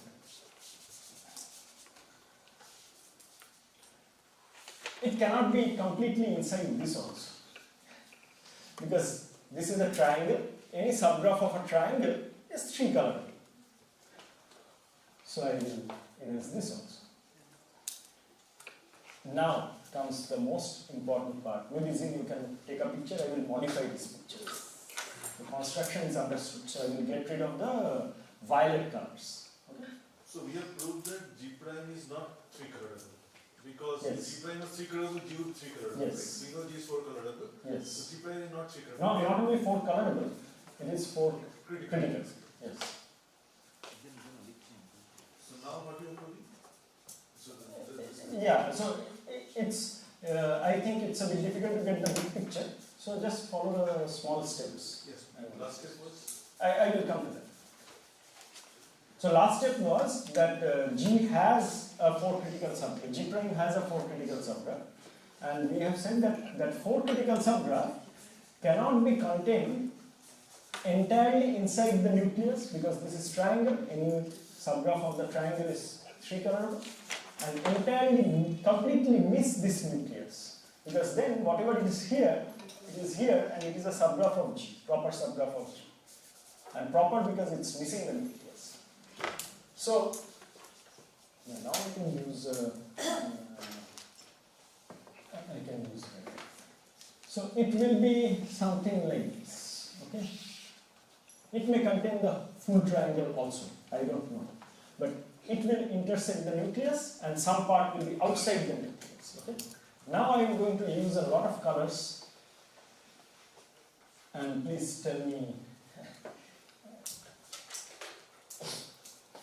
if you don't see it properly. So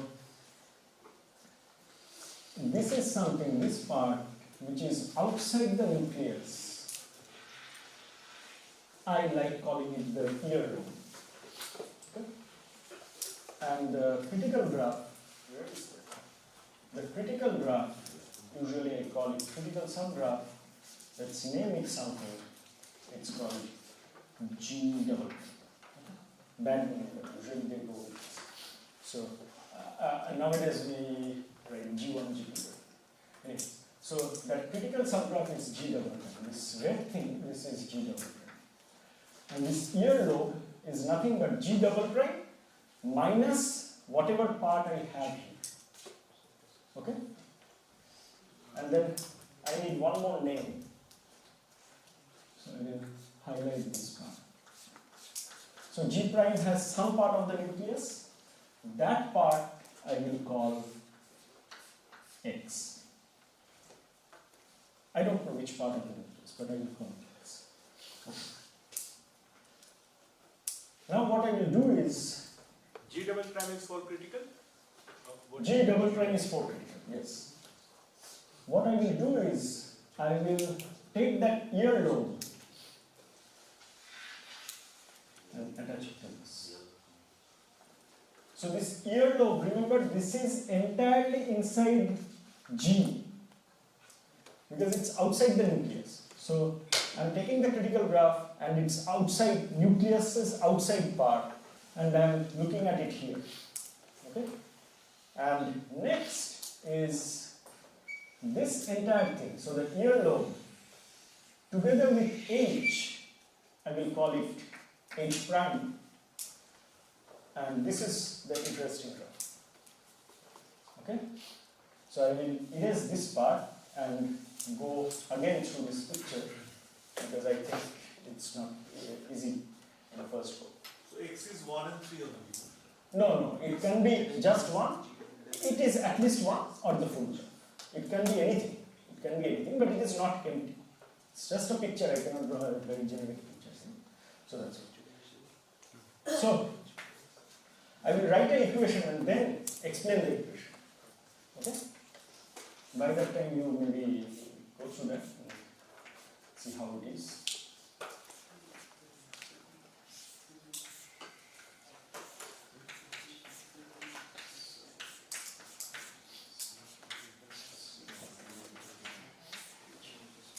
Okay, so once we prove this equation, things will get better.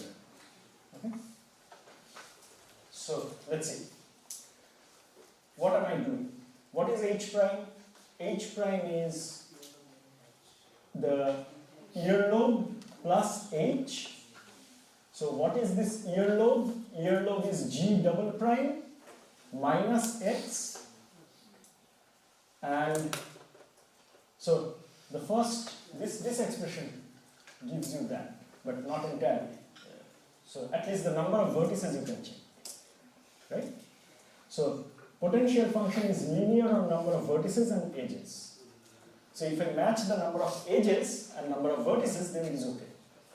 Or if I have an inequality somewhere, that should be respected. So first I will say that the number of vertices in H, number of vertices in H prime is equal to number of vertices in G double prime minus number of vertices in X plus number of vertices in H. First I will want you to observe this, because this whole thing is H prime, this middle part is H, so it is okay. Now I have to count the number of vertices in this earlobe, that is G double prime minus X. Okay, so number of vertices match. You're going to prove that inequality or? I'm going to prove that inequality. The first step was to prove this claim. So this is my claim.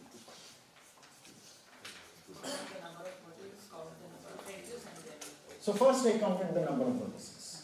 Okay. Okay? Now the second thing, count the number of edges.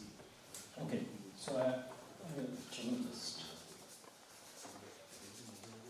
I don't know if it is equal or not. It's probably not equal. Okay? But let's see which way it goes. So, what are the edges inside this entire thing? There are some edges inside H. Sorry, H Yes. prime and H are disjoint? H prime? And H are disjoint? Like Yes. No. H prime is H plus this earlobe. okay. Yeah, it contains H as a proper subgraph because I know this earlobe is also non-empty. Okay? Because the whole G double prime cannot be inside the edges. That means. Okay? So, what are the edges? The edges inside H are counted in E of H. The edges inside this earlobe are counted a bit more. Actually, we have counted a bit more. So, edges of G double prime and whatever the edges in the nucleus we have deducted. So, what we have counted is edges which are entirely inside the earlobe and some cross edges. Okay? This we have counted. But now there are some cross edges here also. Right? But two of these cross edges, they might have merged and made only one cross edge. So the edges are more here in H double prime. But if you have more edges, the potential drops. So I can write this inequality. So for edges it is that inequality. For vertices it is same, and both are linear functions. Potential is linear. So because for edge is with a negative quantity, right, in the function. So this inequality is true. Okay? So any doubts here? This is quite important. Once you have this function.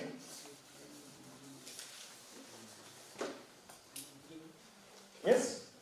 So I will carry on. Is that okay? Fine. Now let's see. Let's calculate this potential. What is G double prime? G double prime is a 4-critical graph. And it is definitely smaller than G because I have shrunk G to get G prime. And it is inside G prime. So at least one vertex less because H had this and this is just 3, replacing H by 3 vertices. So by my assumption, where is it? Here. G is the minimal counterexample. So G double prime should obey my theorem statement because it's smaller than G. So it should be less than equal to G. Okay? How about rho of H? Well, for rho of H I already have an assumption. So it is less than equal to 6. How about rho of X? Look at the observation. But it is with a minus. So I actually have to see the minimum value of it. Minimum value is 5. So I know this is less than equal to minus 5. No, minus 5. Sorry? Rho of X, X is what? X is a subset of the triangle. So, into subgraph of the triangle, and I am coming here until this K3. Okay? So, these are the values, or they are more. Okay? If it is a subgraph. So, the least value is 5. So, least value of potential among all 3 vertices, among all graphs on 3 vertices is 5. And that 5 is attained only by K1, nothing else. Okay? So imagine if I had one extra minus 1 from somewhere.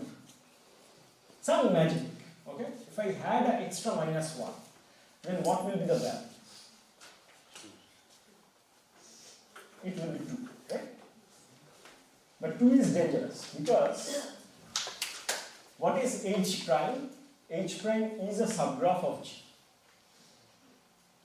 Now, my subgraph of G, I want to prove it is greater than or equal to 7, and I have taken a maximal counterexample. But H prime is bigger than my maximal counterexample, and it still has less than or equal to 2, which is definitely less than or equal to 6. But there is a possibility that it may be one of these things. It is definitely not K3 because it has 4 or more vertices due to H having 4 or more vertices, not K1 for the same reason.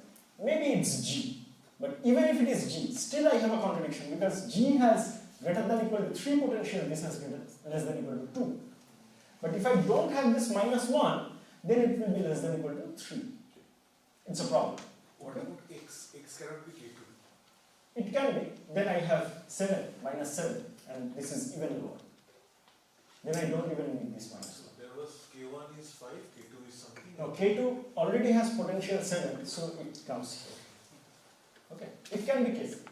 Can be. Okay, so I need that extra minus 1. So the only case when I need that extra minus 1, if this is equal and that is equal. Okay, so contradiction unless rho of x equal to 5 and rho of h equal to 6. Okay, so I have a contradiction unless those two are actually equal. If one of them is strict, I'm done. This one I don't have any control over, so I am not saying it. This much okay? Okay. Now I think I should erase something. So this contradiction. No, this is a partial contradiction. Yes, so this arises because of this minus 1 or not? So if one of them is strict, then I will have a minus 1. Now I don't need that. So if one of them is strict, I have a minus 1. What I'm saying, I have a contradiction and I don't have a contradiction. In that case, this is 5, this is 6. Okay, fine. Again, the same picture. This is your H. It's better to write less equal to 3 and then a Equal contradiction, to 8 will come. right? Because you are saying unless. Yes. Okay. So I go back to my first picture. So I'm redrawing the first picture. Okay? I'm just redrawing the first picture. And now see what's going on here. If rho x equals to 5, that means x is exactly monotones. Okay? Now, let me take the set of all, even before that, let me take the set of all vertices in H which has a connection to outside. Maybe more, but okay. So I am just looking at the vertices of H which has connection to outside H, inside the big graph G. Now, identify those vertices here. Like, look at them. Suppose if they were like in 1 and 2, 1 in 1 and 1 in 2, you see in this calculation, I have not counted this H. Because what is this calculation? I am counting everything here. No, wait. Just a second. Mm-hmm.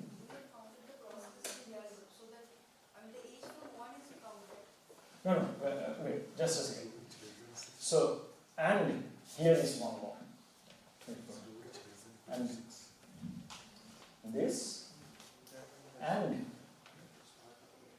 H prime equals to G. And this is important. If this is less than or equal to 3, then also I have a contradiction if H prime is a proper subgroup. So you see here, when can H prime be bigger than H and still have low potential? And low means less than or equal to 3. Only if, so the 3 appears only here. So H prime is also G. So this is the other thing. Okay? Yeah. Sorry about that. Anyways, now, what does it mean? Are you okay, Angela? Isn't everything in the picture? I'm going to erase something. So what does it mean? If H prime is equal to G, that means my ear lobe is actually the entire graph. outside.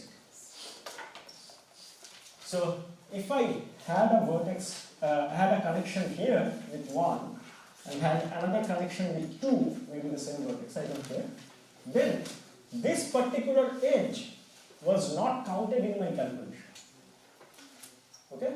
Because none of the edges between, so only the edges between x and outside was counted. But something outside x and the edge, those were not counted. So if I now count that edge, then I will have a -3 here. And I'm done. But it's possible that there are no such edges. All the connections are here. That is possible.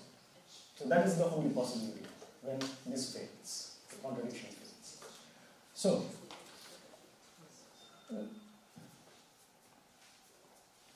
let's say that's the only possibility, and this is all the color plus 1. Now I do something. I think this trick was really magical, and I just put one edge. Just put an extra edge. Okay? Now I may have to look at my notes a little bit.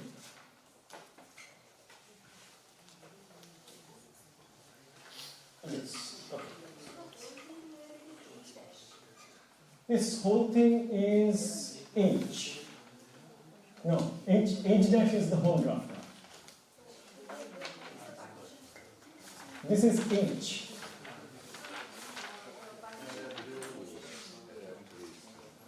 These are the vertices which has connection to the outside. And okay. But now that connection, can it be just, there is one small thing.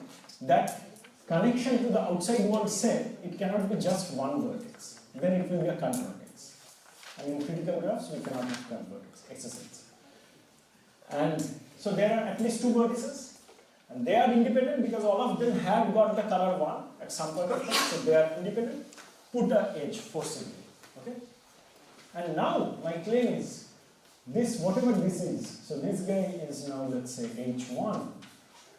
My claim is this H1 is colorable, 3 color. Okay? If it is not 3 colorable, that means it contains a critical sum. Okay? If it is not 3 colorable, after putting the edge, it's possible it's not 3 colorable. So it contains a critical sum. So inside this I have a critical subgraph. But the critical subgraph must contain this edge.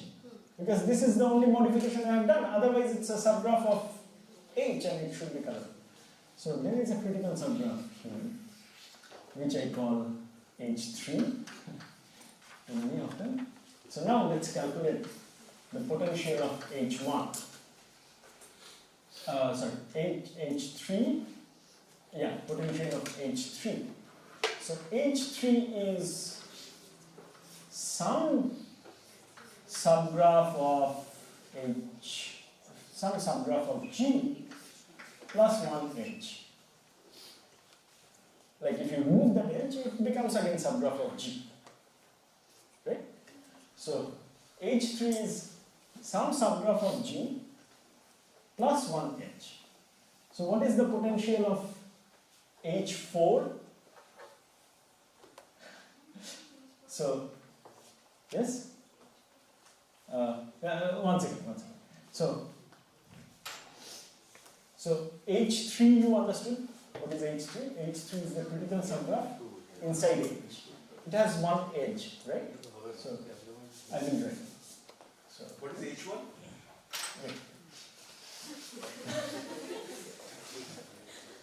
So you know H, okay? Call this edge E. H1 is H plus E. H3 is inside H1, and this is 4 critical,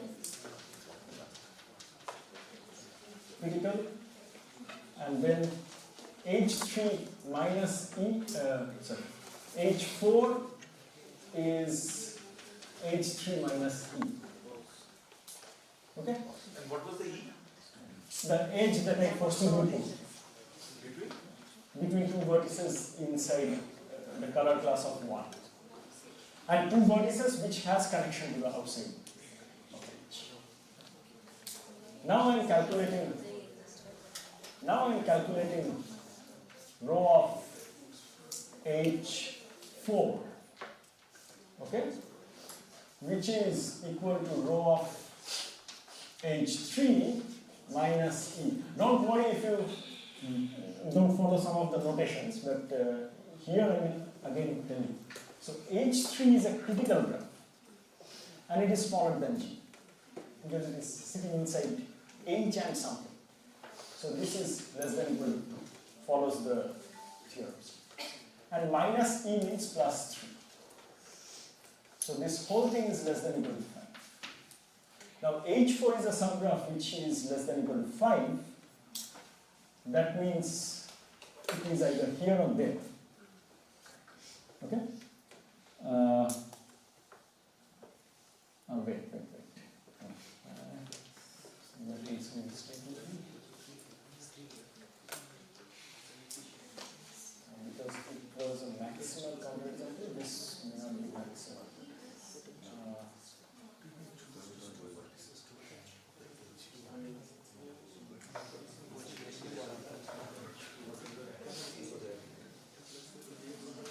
Why is row H4, row H3 minus? Yes? No, I am a bit mixed up here. So let's see.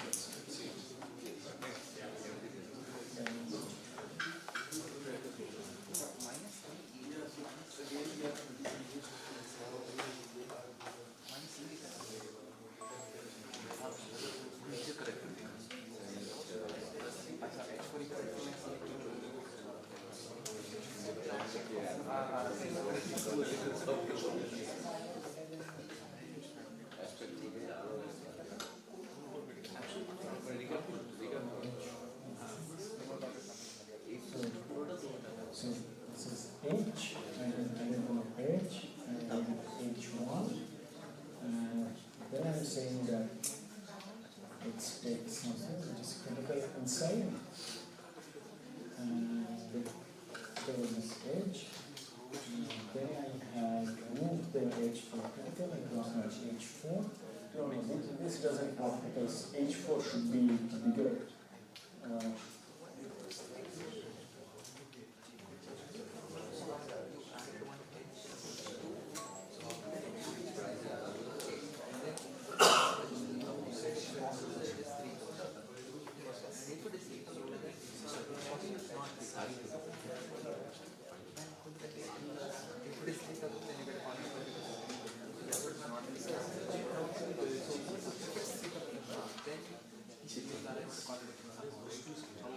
Okay, so I'm a bit mixed up here, but I will put it in a black box maybe, and I will clarify this later on. So what I will say is that suppose, I think I have to get back to this because I'm already over time, but what I'm saying is suppose this H1, so trust me for now, H1 is 3 column. Okay? So what I'm saying is, you take that H and put a edge between 2 vertices which have outside connection and color. And I'm claiming that it is 3 color. So if I prove that claim, it will be 3 color. For now, think that it is 3 color. So this entire H1, so H plus 1 edge is 3 color. Okay? So now, those 2 vertices which has outside connection has got different colors. Now you bring them back here and do the exact same process. Okay? The whole thing. And at that time, either you will have px equals to minus 5, but then you know you have missed 1 edge counting, which is from 2, or you will have this is something bigger, strict inequality. In either case, you will have 2 here. So that is the minus 1 that I was talking about. So you will get a contradiction either way, and then this lemma will be proved. Okay? So, yeah, then there But I don't know. I mean, want to continue for 10-15 more minutes and we wrap it up? Or no? Okay. Some questions actually. Yes, yes. So let's take a break. Yes. Which one? So, okay. So, a few things. There are a few questions. So first of all, you understood why this is less than equal to 2, less than equal to -5, and less than equal to 6. You calculate the whole thing. This becomes less than equal to 3. When can, so H prime is a bigger graph than H. Okay? And it has low potential, that is less than equal to 6. But I have said H is the maximum among all those things. Has highest number of vertices plus edges. So it is contradicting my assumption of maximality of H. I have gotten a bigger thing than H, which still has low potential. Okay? But it is possible if it falls under the first 3 points. But it is less than equal to 3. So it cannot be point 3 or 2. It has to be point 1 or 2. And then it has to be the whole graph G. Now, in that case, your earlobe vanishes and it becomes the whole of G. Because earlobe was the extra thing outside it and it becomes whole. Now, you have some connections from G to outside. If only one, at least one connection is outside 1, then that edge is something I have not calculated. Due to that edge's contribution, I will have a -3 here. And I'll have 0 here. If that is, then it's okay. But if not, that means all the connections are coming from this one. Okay? But then, First, you have to say H prime is G because it yes. Yes. No, but if I have a connection which is not part of this one, then this edge is not counted in whatever I do. If you repeat the calculation, this edge is not counted. Okay. Because of this edge, now I'll count this edge. And then there will be a -3. Because of that -3, this will be 0. And I will get a count. So that means one possibility is there is no connection outside of the color plus 1. But if it is just one single connection, single vertex has a connection, that vertex becomes a cut vertex. And critical graphs cannot have cut vertices. So I must have multiple connections, at least 2. Between 2 such things, they are independent because they are both in color plus 1. I put one edge and create this H1. And then, which I did not do, is H1 is 3 colorable. Once H1 is 3 colorable, you again go through the same process. But now those 2 connections are in 2 different color classes. And you have you will have this -3 if you have -5. So if you have -5, you will have an extra -3. Or you will have a -6 or less. In that case, either way this is less than equal to 2. And I have a hot function. And then it contradicts the maximality of H. And the lemma gets.